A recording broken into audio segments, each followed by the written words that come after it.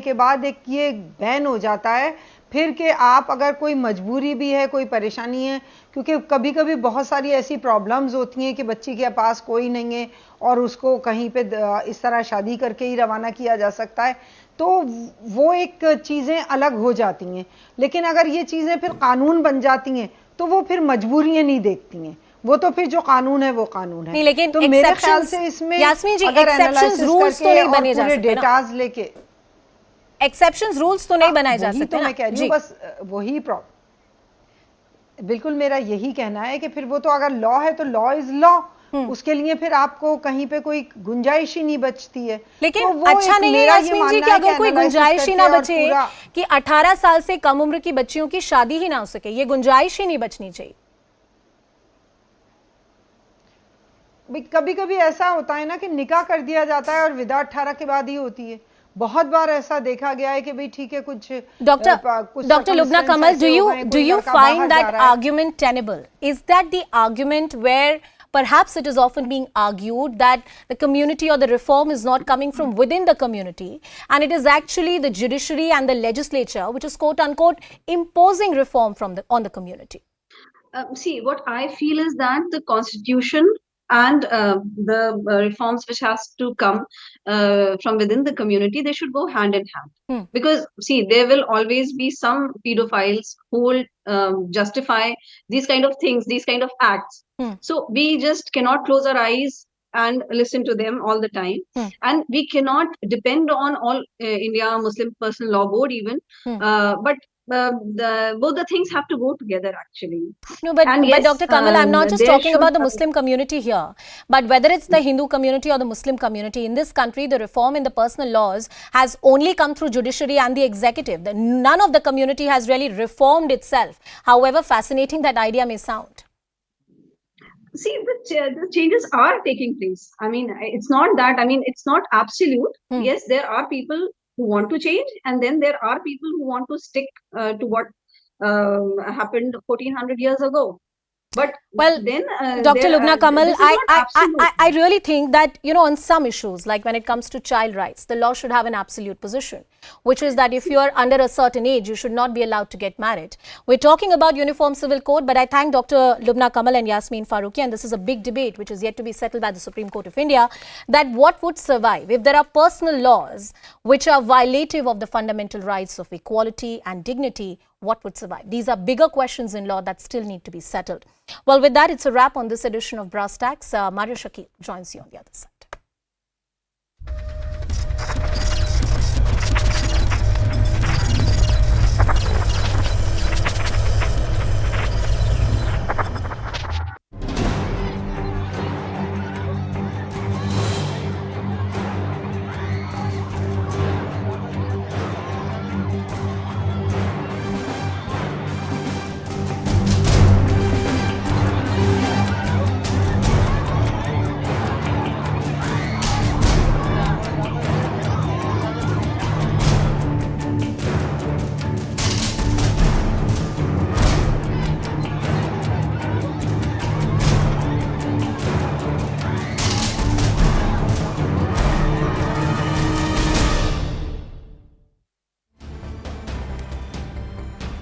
Hello everyone, you're watching News Epicenter with me, Maria Shakil. The bridge collapse in Gujarat's Morbi, which has claimed over 130 lives, has sent shockwaves across the country. Over 50 children have died in this tragedy as hundreds used the bridge to gather for Chhath Puja. Recovery operations by the NDRF and SDRF have ended for the day and will continue tomorrow. CNN News 18 has accessed CCTV footage which captures the moment when the bridge collapsed. In just 6 seconds, the bridge snapped under the weight of the crowd and over 100 people plunged to their death. The Prime Minister, who is on a tour of coal-bound Gujarat, condoled the deaths and stated that all help will be provided to the families of the victims. He will be visiting Morbi tomorrow, and ahead of that, he also chaired a high-level meeting to review the search and rescue operation and aid to those affected. But they are demanding answers on how this tragedy was allowed to unfold. 9 suspects have been arrested, including contractors, ticket collectors, and security guards. These also include 2 managers of the Oreva Group.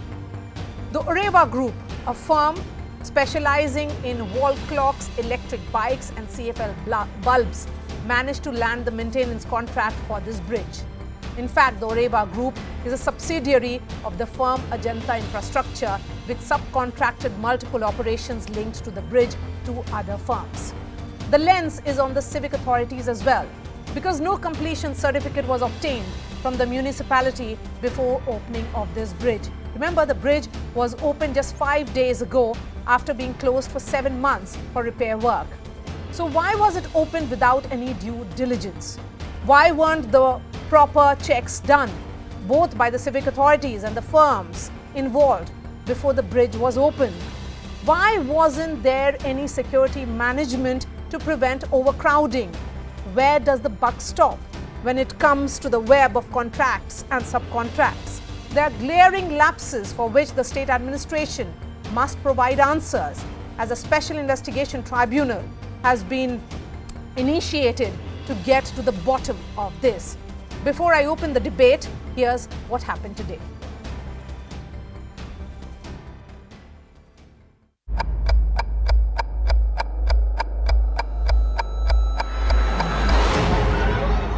Six seconds of hell that left more than 130 people dead. This is the moment when an overcrowded suspension bridge collapsed in Gujarat's Morbi. The cables of the bridge snapped, plunging hundreds into the Machu River. It is a responsibility of a company to use good products, and if already cables are corroded, then get the corroded cables replaced with the new ones. But that did not happen. The bridge had been renovated and reopened just 5 days ago on the 26th of October. But on Sunday, there was massive footfall due to Chhath Puja.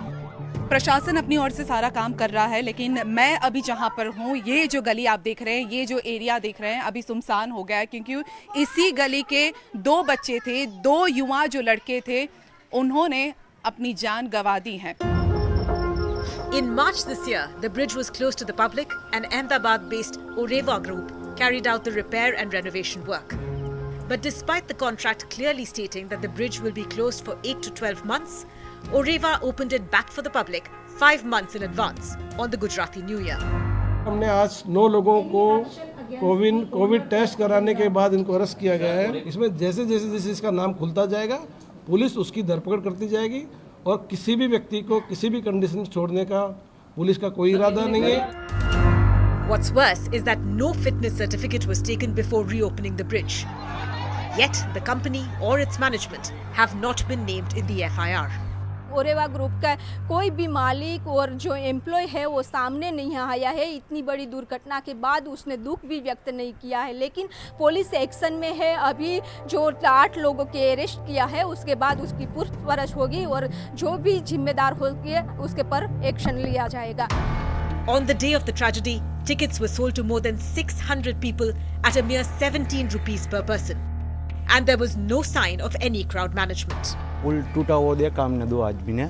एक मेरा दोस्त था कहीं भाई करके, दोनों साथ में वहाँ से आए अंदर और जितना आदमी बचा सकते थे उतना बचा है. ओवर पीपल जो मतलब वो ट्रैवलिंग किया है ब्रिज के ऊपर, उसकी वजह से शायद लग रहा है, तो उसकी वजह से ये जो हादसा हुआ है वो हुआ. मैं 7 बजे से नदी में था और मेरे खुद ने एनडीआर की मदद के साथ मैंने 40-35 लाश निकाली, बच्चों की, बड़े की, सबकी.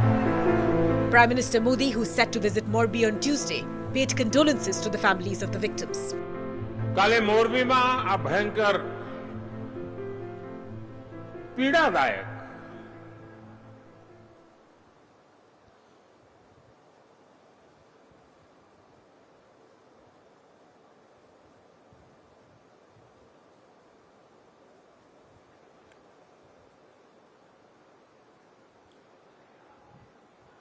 मन बहुत व्यथित. As the dust settles on the Morbi bridge collapse, many questions remain unanswered. Why was the bridge reopened ahead of time and without any fitness certificate? Why was the bridge overcrowded and safety overlooked? And who is responsible for this man-made tragedy?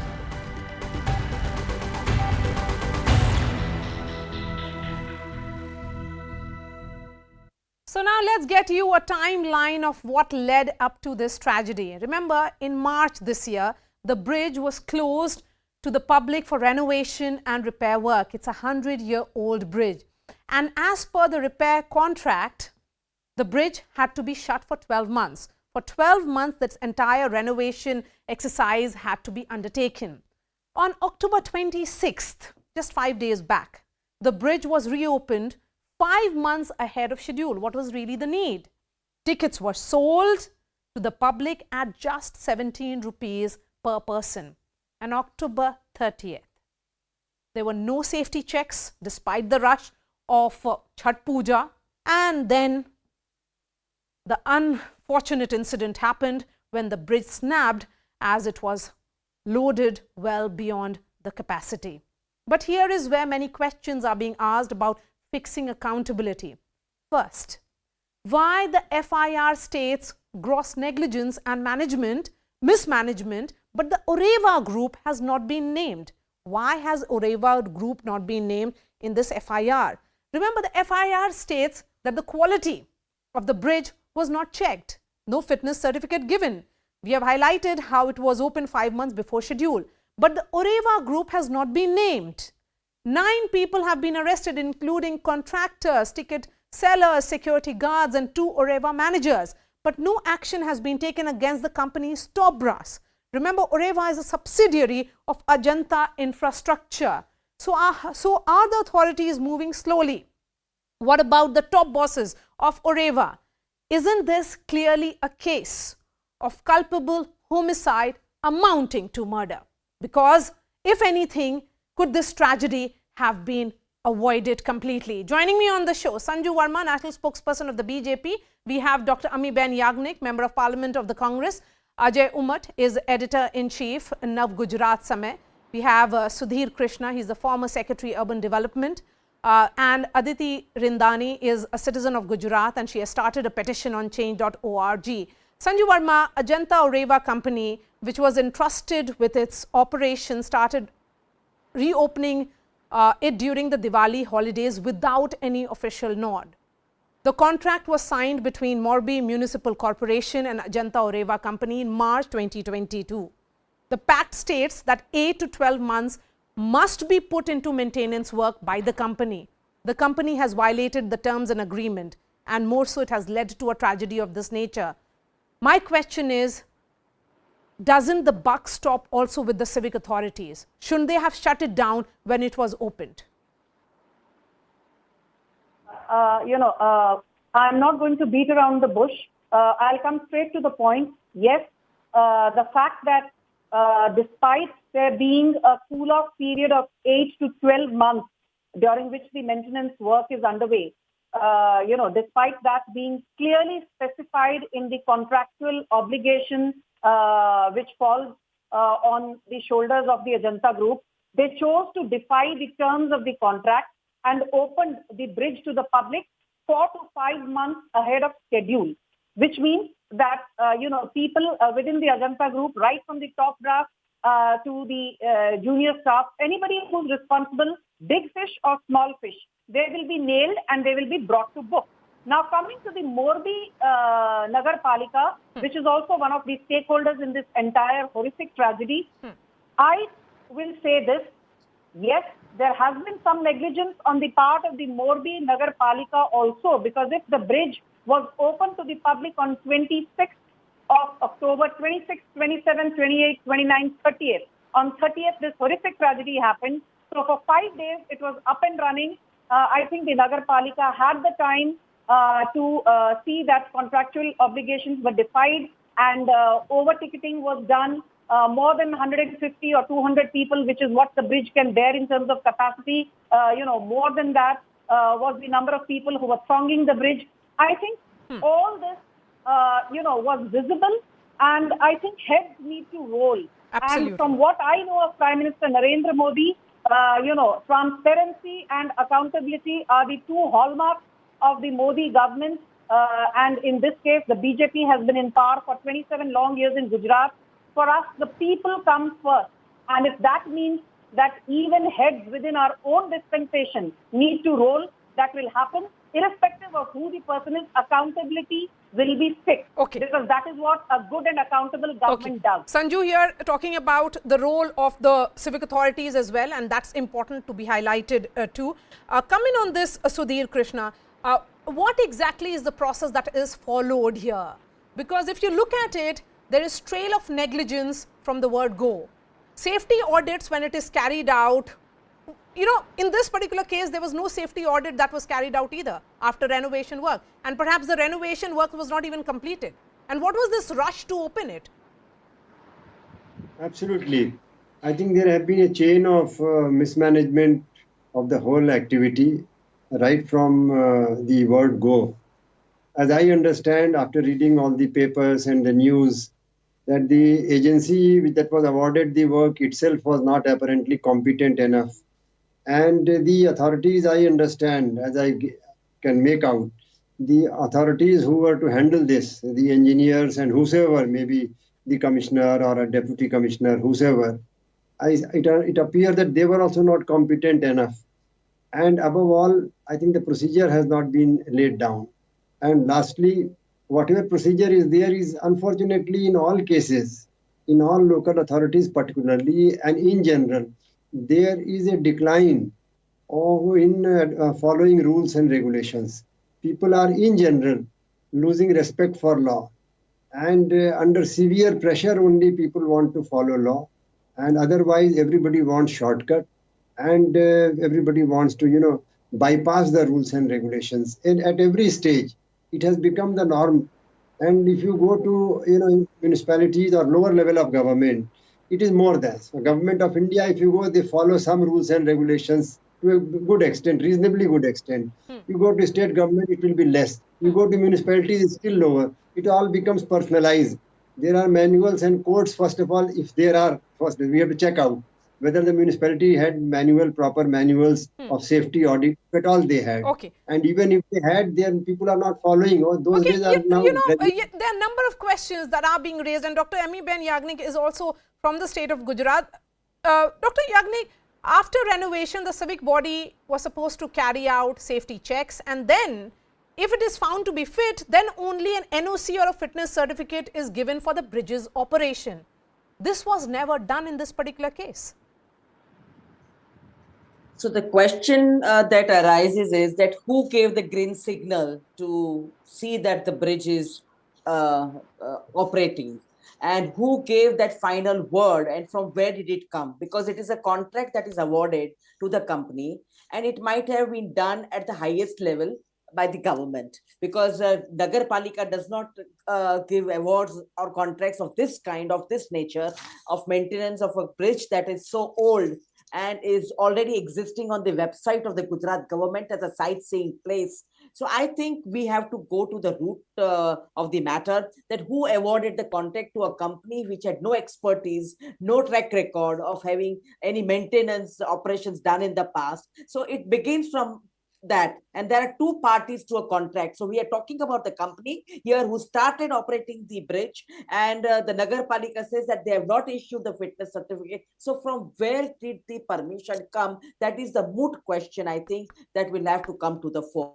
We have seen what happened due to the gross negligence, or maybe due to whatever that the act decided that this is the decision and I can go ahead with operating of the bridge on the New Year day of the Gujarati New Year. So this is giving rise to lots of suspicions. We have lost so many lives, and we can't just say that, well, there is negligence or there is no fitness certificate. It is a huge, huge mistake, and the government will have to find out where did it go wrong. Sanju, a quick response from you, and then I bring in others. And if it is not given, then why it is not given? Where is the accountability is the question. Where is the accountability, and the buck stops at whose level? Because if there is a municipality chief and the BDO, shouldn't they be also held accountable, Sanju? Maria, I started by saying that accountability needs to be fixed, and I will just add to, what the Congress panelists said. Obviously there are decisions which are under the purview of the Morbi Nagar Palika, and there are some decisions which are taken by the respective state government. But I want to make it very clear that the decision to award the contract for renovation was taken on a standalone basis by the Morbi Nagar Palika, and the contract was given on a PPP basis, which means that the responsibility for maintaining, for renovation, was the owners of the Ajanta Group. And there's just one point which I want to make, which I think was by the Congress panelists.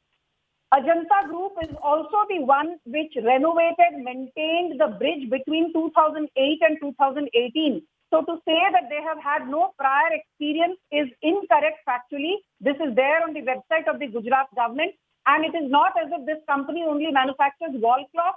It is there into construction business, into transportation, into textiles, and it's a small conglomerate with a 800 crore plus turnover. Okay. I'm not a spokesperson for the Ajanta Group, but Yes. they have had prior experience in this particular field. Okay. That is my limited point. They are not amateurs.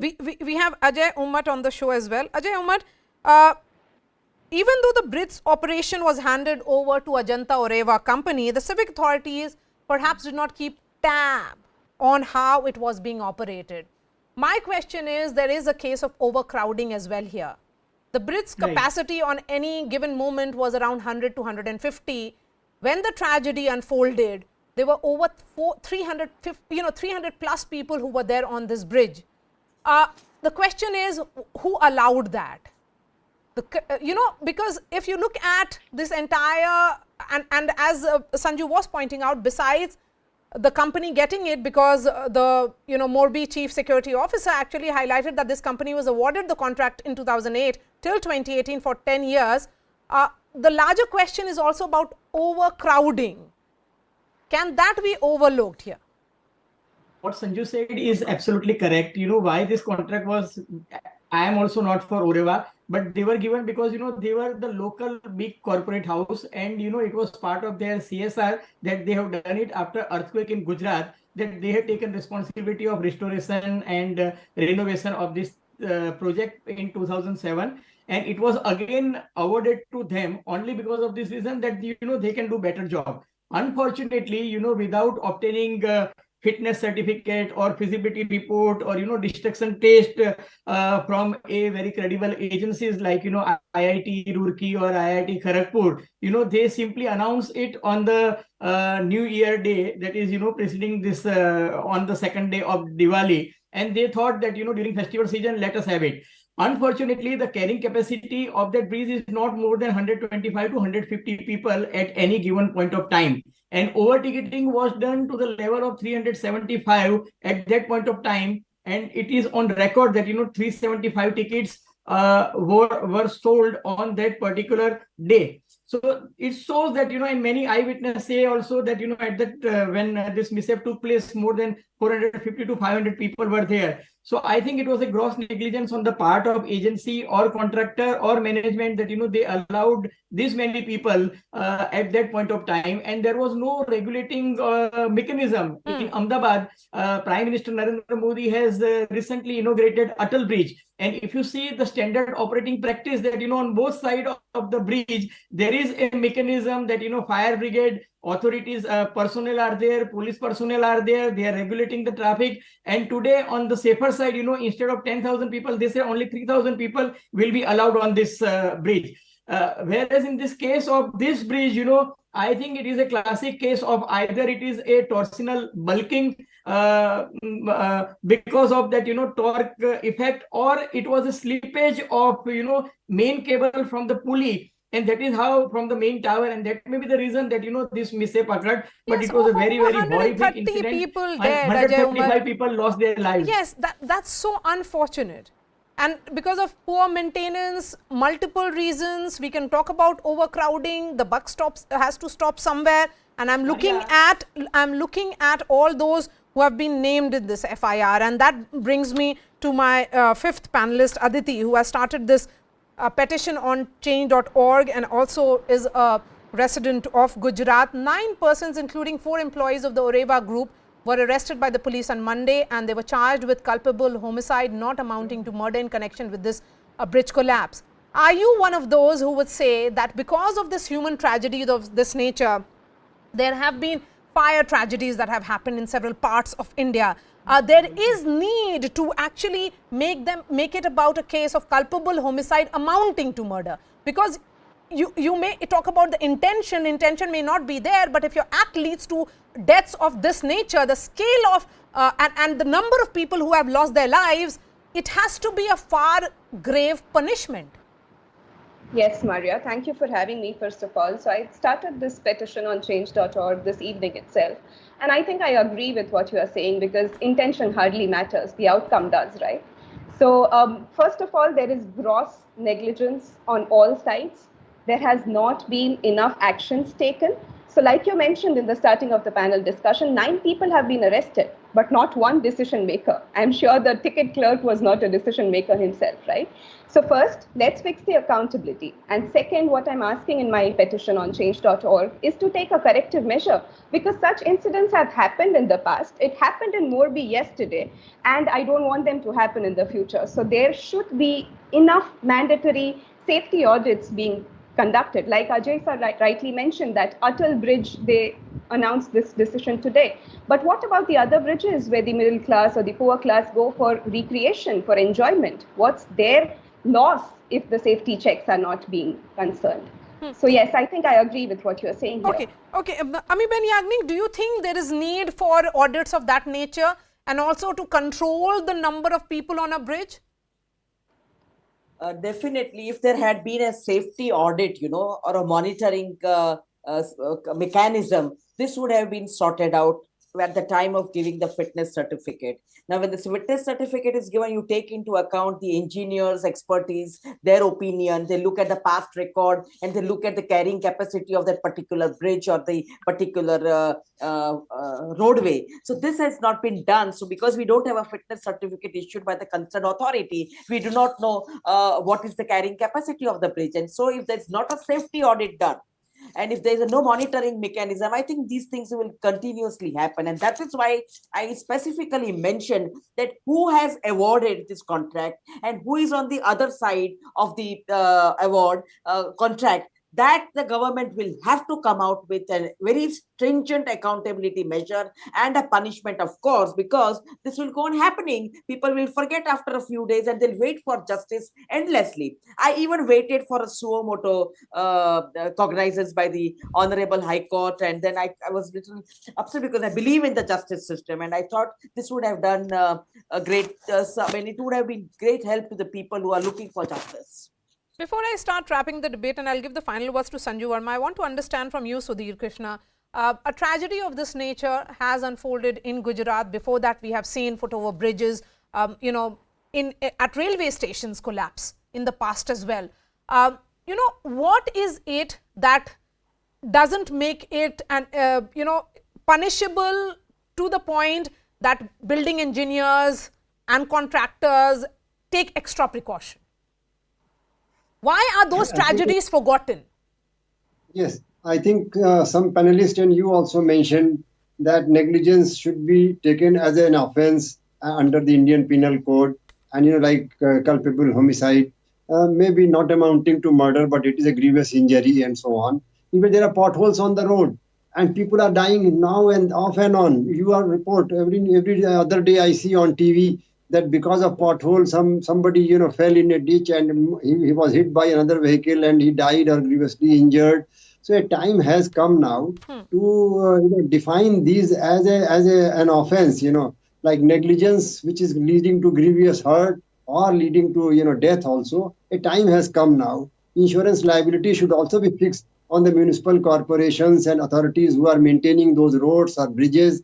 I think a time has come now to revisit all those things on one hand. At the same time, we have to also learn to respect law. We are forgetting. Now people, you see on the bridge, people were shaking the bridge. As I saw on the video clipping, people are dancing there and rushing on the bridge. I mean, as if they have no respect for anything. Even you travel in the train, people start shouting, dancing, playing loud music. In aircraft, people are running, here and there. The children are run in the aisle of the aircraft, as if it is a playground. So I think we have to now, a time has come that we must now. Ajay Ahmed, I have just enough time for you, and then the final words to Sanju. Please go ahead. Ajay Umar, if you can hear me. Yeah, what's the question? Yes, my question to you is, what should be the nature of punishment in tragedies of this nature? So there is an atmosphere of grief and anger all over, in Morbi city and district, and so many people have died. Unfortunately, we pray that now the figure is 135 and it should not increase anymore. Yes. We all pray sincerely. But the only thing is that people say that only security personnel and manager or ticket seller should not be arrested. We should find out who is the real culprit and where the buck stops. So the real culprit should be arrested and action should be taken, as Sanjuji has rightly said that nobody should be, and we respect our Prime Minister who believes in transparency, and I am sure that X would fall on those persons who are responsible in this act. Yes, Sanju, that point, ticket clerks, security, these are the people who have been named in the FIR. What about the accountability on the top? I think, Maria, I started by saying that heads need to roll, and it need not be limited to the Nagar Palika. But equally, this is not about politics. I would wait for the forensic audit, which is underway, as has been mentioned by the Home Minister of Gujarat, Harsh Sanghvi. I'm also waiting for the outcome of the SIT, which is supposed to submit its report in less than 48 hours. And it is headed by no less than the Municipal Commissioner, Rajkumar Beniwal, and it also has the IG Police, Subhash Trivedi. So it's not an SIT which is a lame duck one, as one would like to allege, because a lot has been made out here. If bureaucrats ke saath bharti kar diya SIT, they will give a lame duck report. That is not going to be the case. If I know anything about Narendra Modi, it is this, that after being for power in Gujarat for 27 long years, we still do not take the voters and our electoral base for granted. We value each and every life, and I would like to take this show to again ask for forgiveness if there have been lapses from our end, and my condolences to the families of deceased. But we will bring to justice every fish, small or big, including the promoters of the Ajanta group. So I can... we certainly hope that, Sanju. Thank you so much. Yes. Sanju, you will be continuing with me for the next debate. Dr. Ami-Ben Yagnik, Ajay Umar, Sudhir Krishna and Aditi, thank you so much for joining us. Shifting focus to our second debate, and that is the big message of language unity that has come from Prime Minister Narendra Modi.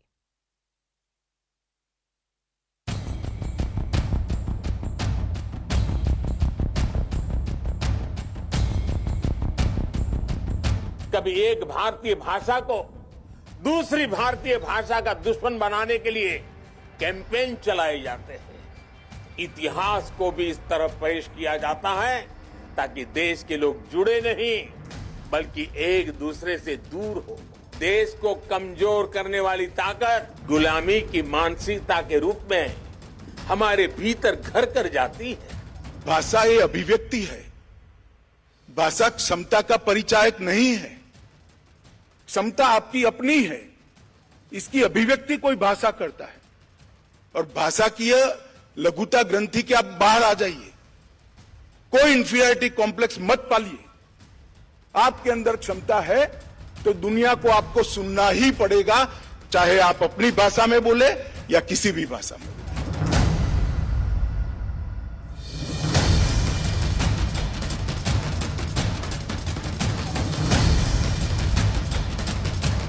Making one language as a national language of the entire country is wrong.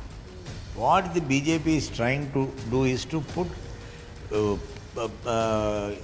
make Hindi as the national language, which will affect 21 languages of this country.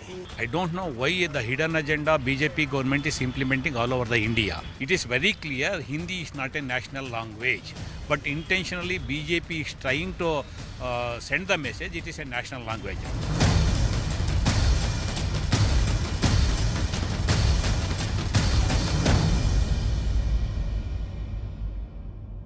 The language war has erupted once again. Prime Minister Narendra Modi, while addressing a gathering at the Rashtriya Ekta Divas parade in Gujarat's Kevadia today, said that political campaigns are being launched to make one Indian language an enemy of another. Home Minister Amit Shah also spoke on the issue and dismissed the charge that the government is against regional languages. He said all regional languages are central to Indian identity, adding that it is unfortunate that English proficiency is linked with knowledge and talent. But this has not stopped southern politicians from once again accusing the centre of imposing Hindi. Time and again, the BJP has been accused of running a campaign to make Hindi the national language.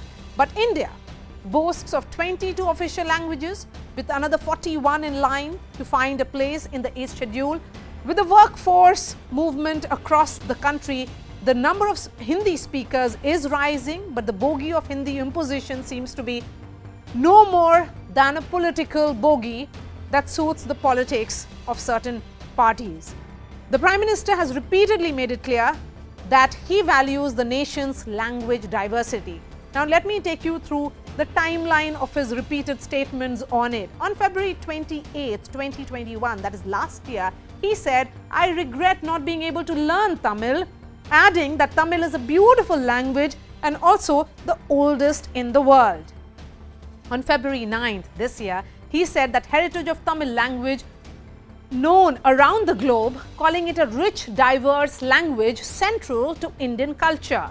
On May 20th, the Prime Minister said that BJP sees Indian culture in every regional language, adding that every regional language is linked to India's future. On May 26th, he said Tamil language is eternal and Tamil culture is global. On August 15th, his message was, we need to be proud of every language, adding that talent should not be restricted by language barriers. On October 19, he said, we need to shed the slave mentality surrounding English, adding that the national education policy empowers local languages so that no one is left behind. So where is this entire Hindi imposition debate coming from?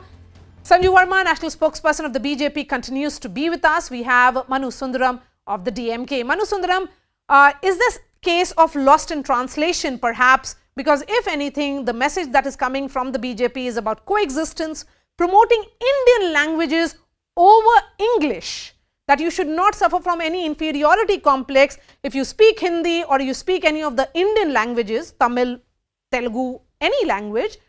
How is this Hindi imposition? Well, Maria, before I get to that, I do want to pay my respects to the victims of the Morbi bridge collapse in Gujarat yesterday. You asked an important question, Maria, but I think the answer lies in the speech of the Home Minister himself today.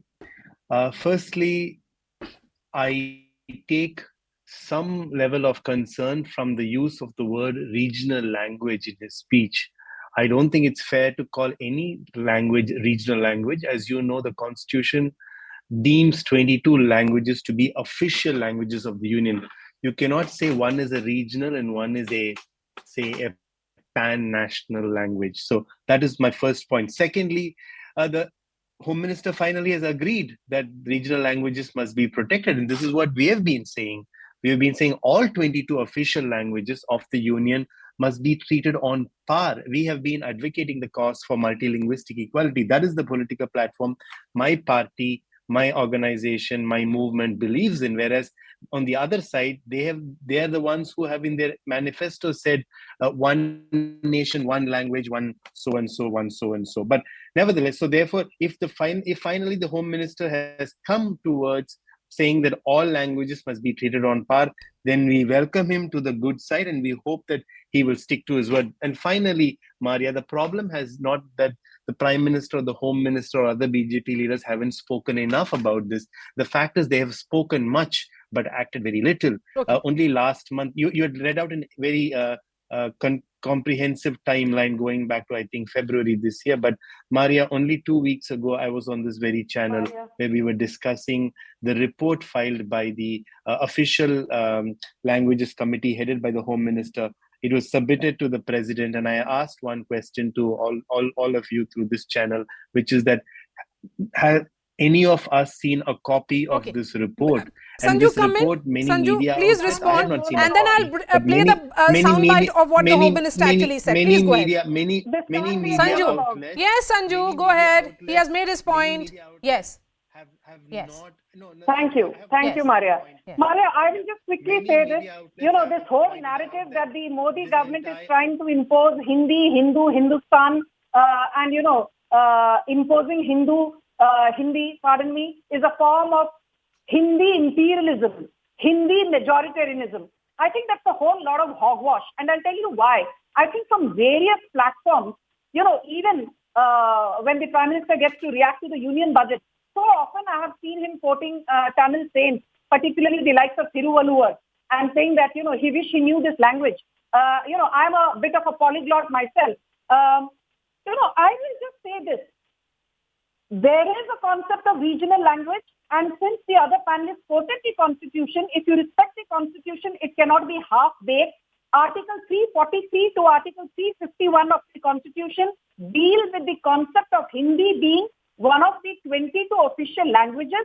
We agree that it is not the Rashtra Bhasha, but the Raj Bhasha, as was once famously said by Rajnath Singh. But the same Constitution also gave the central government the right, way back in 1949, that after the completion of 15 years from the date that the Constitution comes into effect, the central government has the right to include Hindi in Devanagari script as one of the primary languages.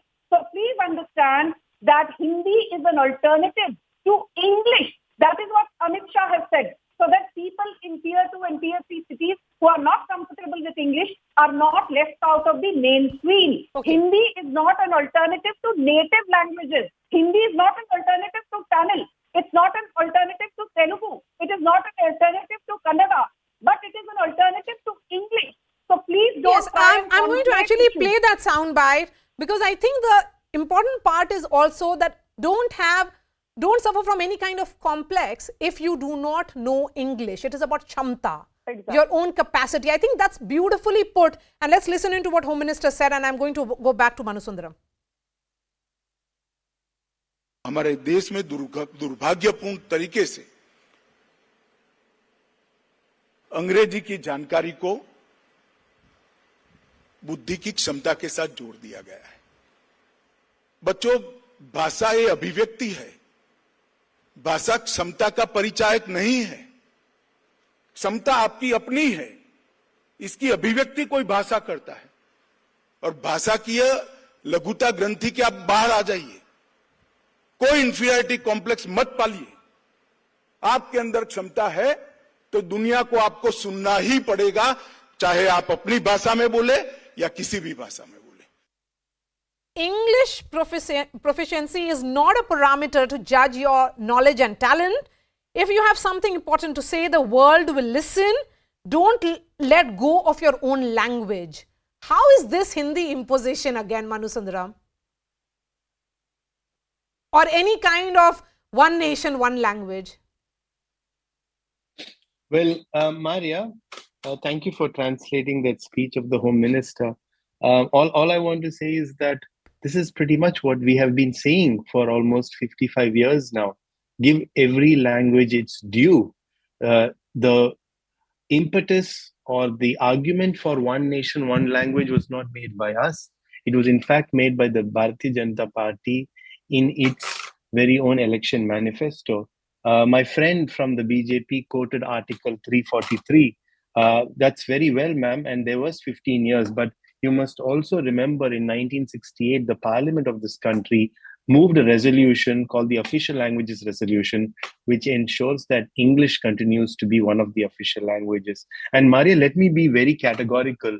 We, and I personally, and we as Tamil speakers and non-Hindi speakers do not suffer from any complex inferiority or superiority.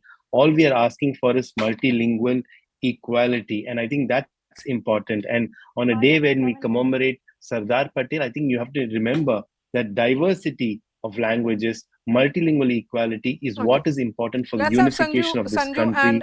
Putting one language over the other or or Okay. coming up with rhetoric about different languages. So it is about I want to coexistence. I love It is to learn about other coexistence. languages. Yes, it's about coexistence. Rather I would than love to making learn. about one bogey, a bogey of language versus language. It's about multiple languages, respecting each other and coexisting. Yes, Sanju, go ahead. May I come in? Yes, yes. You know, yes. Maria, let's please understand one thing very clearly. The first time there was some form of a national education policy that was announced, it was way back in 1968. And then the second time national education policy was announced, it was way back in 1986. After 1986, you've never really had a concrete national education policy. So all that Amit Shah and Narendra Modi have been reinforcing after we announced the national education policy, 3 years back, is that do not have a slavish mentality with respect to thinking कि भाई English आती है, so we are cool, we are a part of the intelligentsia, हमको English नहीं आती है, then we are not good enough to be a part of the mainstream. And don't forget in 2008-9, when the Congress was in power in Maharashtra, they said that certain exams can only be given in Marathi. I clearly remember Ashok Chavan saying that in Maharashtra, the local railway exams, the local banking exams will all be given in Marathi, and the DMK had said yes, that is the way it should be. So the fact is, let's have a fine balance between Hindi, English, and your native language, which is what the national education policy says, without dismantling the 3-language structure, which is what most states follow, apart from Tamil Nadu, which largely follows the 2-language rule. But it is time for Tamil Nadu to fall in line and have the 3-language formula in place in schools and colleges. If other states can do it, why can't you? Okay, why can't you? Manu Sundaram? There's a very simple explanation. When we can communicate with English with Ms. Sanju Verma and with Maria Shakil from 2 other parts of the country, I don't feel I need to learn Hindi. Secondly, learning Hindi, which may be a first language to someone else from a Hindi-speaking state, and me learning Hindi would not be the same. It is akin to me asking, why would you not learn Tamil or Telugu or Marathi or Bengali or Assamese? So therefore, this no. Ma'am, that might be your opinion, and you're entitled to that. And but my point is very simple.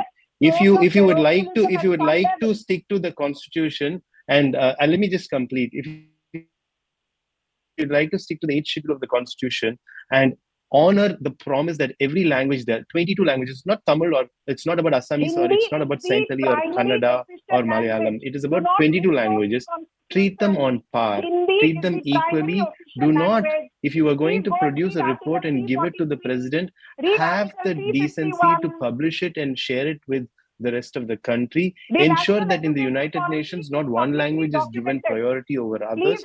Make sure that instead of just paying lip service to other languages and saying that you would like to learn other languages, actually treat other language speakers with respect. I think that is important, and I think that will honor the true spirit of Sardar Patel and the Constitution. Parochialism of how BJP is trying to impose Hindi, whereas it is you who's suffering from an inferiority complex. I would love to know Tamil. Why don't you want to learn? I would love to learn Telugu. Why are you so hamstrung about not wanting to learn Hindi? Hindi is the primary that's a false. Article 343. That's a false understanding, ma'am. I don't think anybody is against learning Hindi or any other language. We are against. The primary official language is Hindi. Please go and read before you come and debate. You are clearly confused, and you suffer from a parochial mindset. I have one question to you, and I would like this question to be, actually directed to the moderator as well, which is very simple. If you believe, please listen to me, give me a chance. I know you've been speaking for a while. We have really come to the end of this discussion. Manu Sundaram and Sanju Verma, thank you so much for joining us. We are slipping into a short break. Up next, the reality of the zero COVID lockdown in China. That story when I return. Stay with us.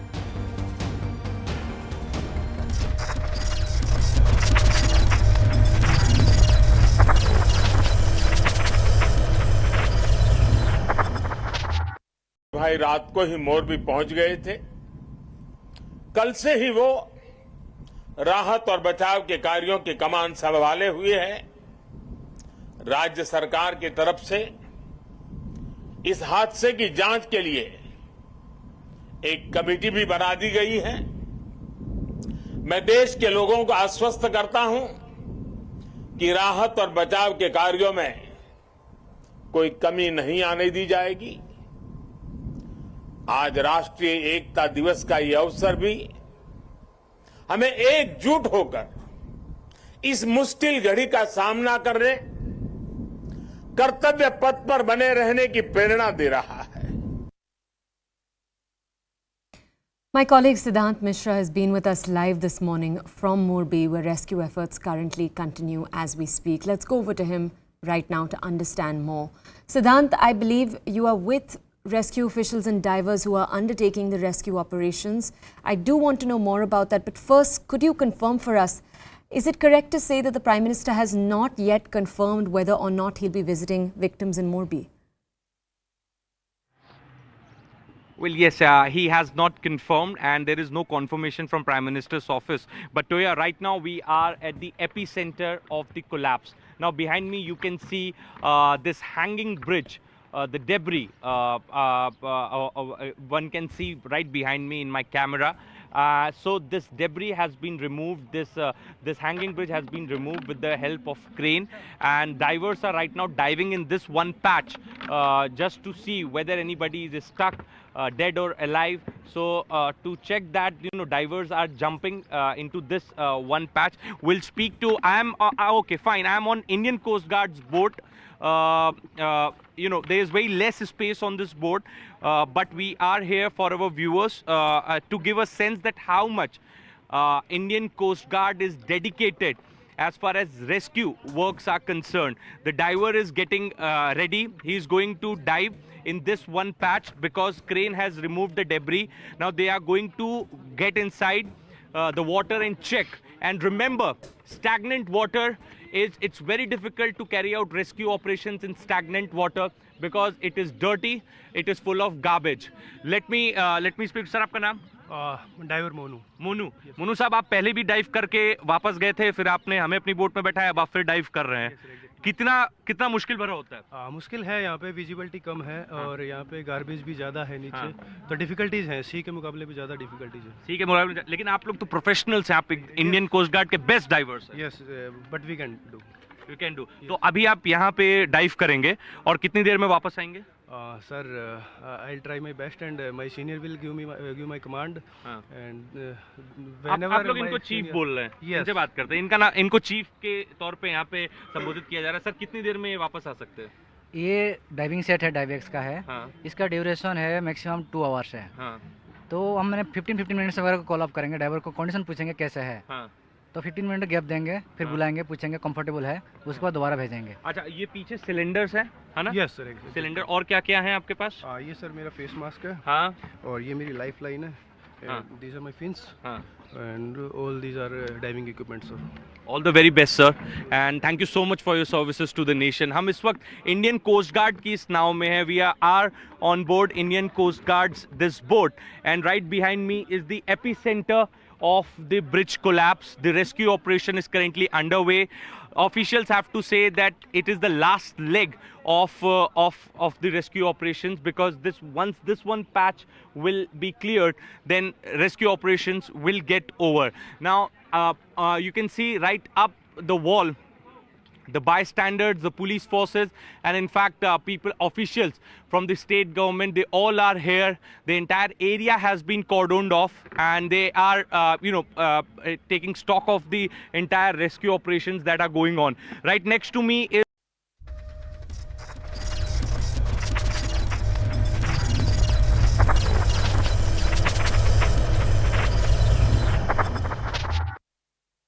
Welcome back. China's zero COVID policies have led to gross human rights violation across the country. As COVID variants make a resurgence, we have seen that from cities to factories to rural China, strict COVID lockdown measures have been imposed, where millions have been confined with limited access to food, water and medicines. Today, visuals emerged from China's Zhengzhou region from a Foxconn factory which serves as Apple's largest assembly site. Here, workers can be seen breaking out of the facility and walking, even hitching rides on trucks to head home, hundreds of miles away. This comes just days after protests erupted in Lhasa, in Tibet, where migrant workers were confined due to a COVID outbreak and denied permits to go back home. This anger is spreading across China, where millions are being imprisoned with limited access to essentials. Moreover, evidence of these atrocities are also being scrubbed from the internet by the Chinese government. Joining me now, Prasoon Sharma. He is the Director, China Center, India Global. Mr. Sharma, really appreciate your time. These are extraordinary scenes which are coming in, which is clearly mass escape of employees from a lockdown Foxconn factory in Zhengzhou to walk up to hundreds of kilometers to their hometowns. The world seems to be just waiting and watching. I mean, why can't these human rights violations by Chinese administration and the Chinese government be addressed? I think it will definitely, this is a report from other global media also, it will gain some attractions, but Chinese as a government setup, everybody knows how they implement their forcing what they say zero COVID kind of situations, and it is prevalent for almost last 2.5 years or more. And now after CPC, Chinese government is very keen to get the economy ongoing, and in the first week of November, the German Chancellor is coming specifically for the trade relations and specifically for manufacturing.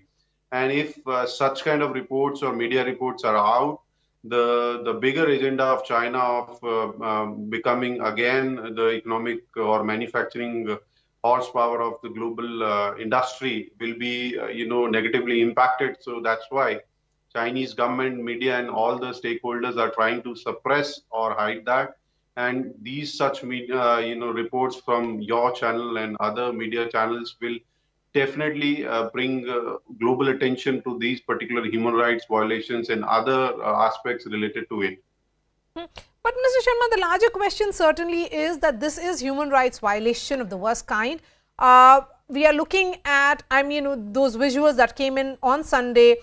The Apple supplier, Foxconn, has not disclosed the number of infected workers, nor the number who have left, but they have said on Sunday that it would not stop them from departing after hundreds of employees on Saturday appeared to begin fleeing the world's largest iPhone factory.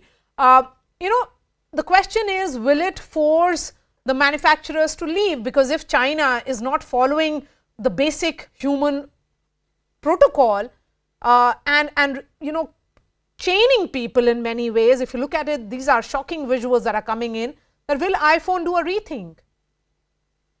I think the process of diversifying the manufacturing capabilities is already going on for last 3.5 years from China, and all the big manufacturing companies which is in mainland China are diversifying that. As you see, the Foxconn or others chip manufacturers, they are looking for like India, Vietnam, Thailand for their bases, and definitely such kind of events will again impinge them to fasten their process of diversifications and move most of the capabilities from mainland China to other manufacturing hubs. And it's more than government, it's these industries who should take a call about such situations, because if they took a stand, definitely Chinese government will listen to them rather than media or other stakeholders, because they know very well on the ground what are the conditions these workers are working. There are, informal news that the workers are locked in the factories, and yes, whosoever are working, they have given the foods. So any worker, if it's infected by COVID, they are not provided by normal foods also, just very basic amenities. So these kind of concerns on the ground, these companies are having a real-time, situations knowledge, and they should take actions now. Okay. All right, Mr. Sharma, really appreciate your time. We are putting out that story on news18.com. That's all from me. I'll be seeing you tomorrow. Thanks a lot.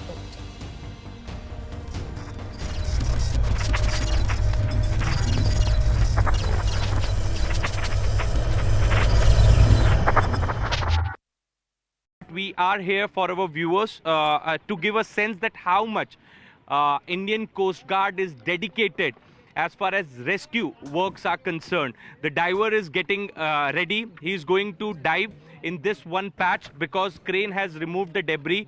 Now they are going to get inside the water and check. And remember, stagnant water it's very difficult to carry out rescue operations in stagnant water because it is dirty, it is full of garbage. Let me speak. Sir, आपका नाम? Driver Monu साहब, आप पहले भी dive करके वापस गए थे, फिर आपने हमें अपनी बोट में बैठाया, अब आप फिर डाइव कर रहे हैं। कितना मुश्किल भरा होता है? मुश्किल है, यहाँ पे विजिबिलिटी कम है और यहाँ पे गार्बेज भी ज़्यादा है नीचे, तो डिफिकल्टीज हैं, सी के मुकाबले भी ज़्यादा डिफिकल्टीज है। सी के मुकाबले, लेकिन आप लोग तो प्रोफेशनल्स हैं, आप इंडियन कोस्ट गार्ड के बेस्ट डाइवर्स हैं। Yes, but we can do. You can do. तो अभी आप यहाँ पे डाइव करेंगे और कितनी देर में वापस आएंगे? Sir, I'll try my best and my senior will give my command and whenever आप लोग इनको चीफ बोल रहे हैं, इनसे बात करते हैं, इनको चीफ के तौर पे यहाँ पे संबोधित किया जा रहा है। सर, कितनी देर में वापस आ सकते हैं? ये डाइविंग सेट है, डाइवेक्स का है। इसका ड्यूरेशन है मैक्सिमम 2 आवर्स है। तो हमने 15 मिनट्स वगैरह कॉल अप करेंगे, ड्राइवर को कंडीशन पूछेंगे कैसे है, तो 15 मिनट गैप देंगे, फिर बुलाएंगे, पूछेंगे कंफर्टेबल है, उसके बाद दोबारा भेजेंगे। अच्छा, ये पीछे सिलेंडर्स है ना? Yes sir, cylinder. और क्या क्या है आपके पास? ये सर मेरा फेस मास्क है, हाँ, और ये मेरी लाइफ लाइन है, these are my fins, and all these are diving equipment sir. All the very best sir, and thank you so much for your services to the nation. हम इस वक्त Indian Coast guard की इस नाव में हैं. We are on board Indian Coast Guard's this boat, and right behind me is the epicenter of the bridge collapse. The rescue operation is currently underway. Officials have to say that it is the last leg of the rescue operations, because once this one patch will be cleared, then rescue operations will get over. Now you can see right up the wall the bystanders, the police forces, and in fact officials from the state government, they all are here. The entire area has been cordoned off, and they are taking stock of the entire rescue operations that are going on. Right next to me is the NDRF boat. They are also doing their job. They are on the job. Then I can also see Indian Army. There you see Indian Army, right in the center, monitoring the situation and in fact doing the rescue works. So all these teams, multiple teams are here. 3 Indian Coast Guard teams have come, NDRF teams, SDRF teams are here, local police force, fire brigade. All teams are collectively carrying out the search operation, and this is perhaps the reason that they are able to do it smoothly and much faster. Our big focus through the day today is going to remain Morbi, where late last evening a bridge collapsed over the Machu River. This was in Gujarat's Morbi district. 135 people so far have lost their lives. Many more are feared to be dead. This is a century-old suspension bridge on the Machu River, as we just said. It's about 240 kilometers from Gandhinagar. It collapsed on Sunday evening. The bridge had reopened just 4 days ago after being closed for about 7 months for repair works. Now, NDRF, SDRF, Navy and Air Force teams are currently carrying out rescue operations as we speak. The Chief Minister reached last night. He took stock of the entire situation. A ex gratia amount of 2 lakhs has been announced for the kin as we speak. Now, the main reason being blamed by officials is that there were too many people on the bridge itself. But we're going to take a deeper dive through the show as to who and what authorities were responsible. First, take a look at what the Prime Minister had to say just a few minutes ago. मैं एकता नगर में हूं.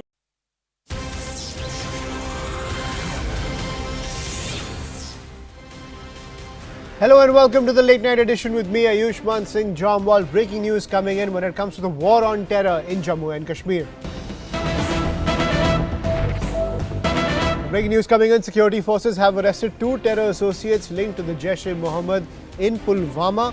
Arms and ammunition have been recovered. Now, as per the security forces, the duo was tasked with targeting non-local labourers. So they were part of the entire conspiracy when it comes to the targeted killings in Jammu and Kashmir. I'm joined by my colleague Tejinder Singh Sodhi, who's getting us more details when it comes to this crackdown on terror in Jammu and Kashmir. Tejinder, over to you.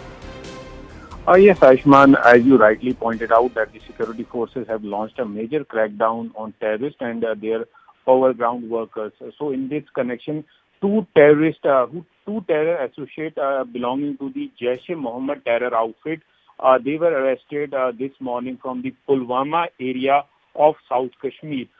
The two have been identified as Adnan Shafi Bhatt and Yawar Rashid Sheikh. Both are the residents of Karimabad in Pulwama, and a revolver, a pistol, one magazine and 12 rounds have been recovered from them. During the interrogation of the two, they accepted that they were working for Jaish-e-Mohammed terror outfit, and they were tasked to carry out attack on the non-local migrant laborers who have been working in Kashmir. If you remember, Ayushman, there has been a spate of attacks on non-locals, Kashmiris, Pandits who have been living in Kashmir. We know last couple of days ago, a Kashmiri Pandit was gunned down in the Chaudhry Gund area of Shupian. Then there was the murder of two non-local migrants in Shupian. Now the security forces, they have tightened the noose against these terror outfits, and their sympathizers who have been working to carry out the nefarious design of Pakistan to create a mayhem, bloodshed in Kashmir Valley by targeting non-local